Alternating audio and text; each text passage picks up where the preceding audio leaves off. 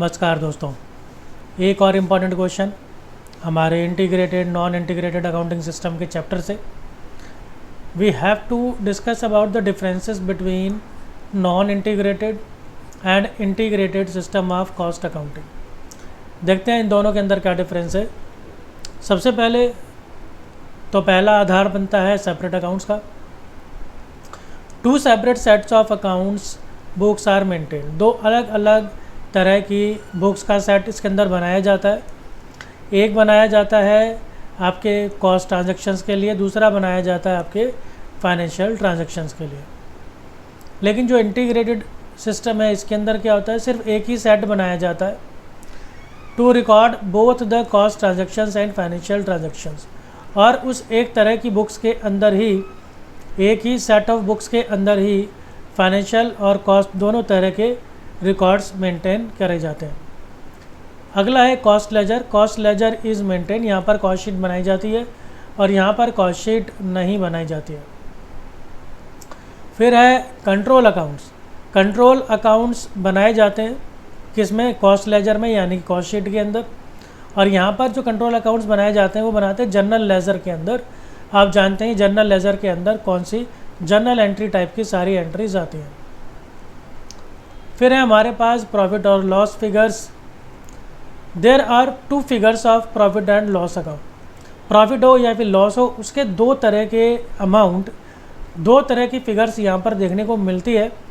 One as पर cost account, एक profit होगा कॉस्ट अकाउंट वालों का, दूसरा प्रॉफिट होगा फाइनेंशियल अकाउंट वालों का।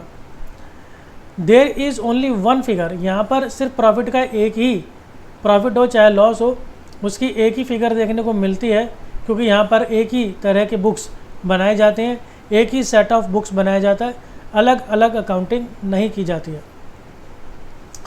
Next basis is reconciliation. There is need for reconciliation. Reconciliation करना पड़ता है cost accounts and financial accounts का, उनका मिलान करना पड़ता है। क्यों? Because there are two figures of profit और लॉस। क्योंकि यहाँ पर प्रॉफिट या लॉस के जो दो अलग अलग फिगर, दो अलग अलग अमाउंट देखने को मिलते हैं। There is no need for reconciliation. यहाँ पर रिकॉन्सिलेशन की ज़रूरत होती ही नहीं है, क्योंकि यहाँ पर प्रॉफिट और लॉस का जो अमाउंट होता है वो सिंगल ही होता है, अलग अलग नहीं बनाने पड़ते हैं अकाउंट्स। अगला देखें, अगला है overheads control accounts. Balances of overheads control accounts which represent under or over absorption of overheads are transferred to costing P&L account। खर्चों को कम लेना या ज़्यादा लेना, इस तरह की प्रॉब्लम हो जाती है, जिसको अंडर एब्जॉर्प्शन या ओवर एब्जॉर्प्शन कहा जाता है।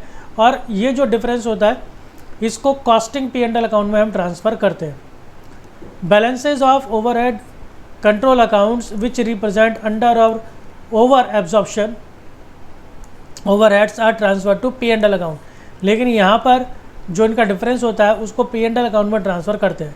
कॉस्टिंग P&L अकाउंट और P&L अकाउंट में डिफरेंस है। कॉस्टिंग P&L अकाउंट जो है वो कॉस्ट वाले बनाते हैं और P&L अकाउंट जो है वो फाइनेंशियल वाले बनाते हैं। फिर है duplication. There is duplication of recording. Duplication recording transactions की होती है, क्योंकि यहाँ पर दोनों अलग अलग, दोनों डिपार्टमेंट अपने अलग अलग अकाउंट्स बनाते हैं, इसलिए अकाउंट्स की डुप्लीकेशन होती है। यानी एक ही अकाउंट दोनों डिपार्टमेंट अलग अलग बनाते हैं अपने अपने हिसाब से। It requires more man power, time, money. इसके अंदर ज़्यादा लोग लगते हैं, समय लगता है, पैसा लगता है। It is economical. ये सस्ता है, यहाँ पे खर्चा कम आता है। Because it avoids the duplication, क्योंकि यहाँ पे डुप्लीकेशन नहीं होती है रिकॉर्डिंग की, यानी सिंगल एंट्री ही होती है। और ट्रांजेक्शन्स जो है वो एक ही तरह के सेट ऑफ अकाउंट्स के अंदर, बुक्स के अंदर बनाए जाते हैं। यहाँ पर डुप्लीकेशन नहीं होता, एक ही एंट्री बार बार करना या फिर एक ही तरह का अकाउंट दो बार बनाना, यहाँ पर ऐसा नहीं होता है। तो ये इसमें कुछ डिफरेंसेस थे जो काफ़ी इंपॉर्टेंट थे। ये क्वेश्चन पेपर में आ सकता है और कई बार आता भी है।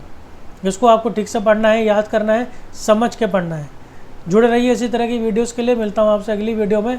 धन्यवाद।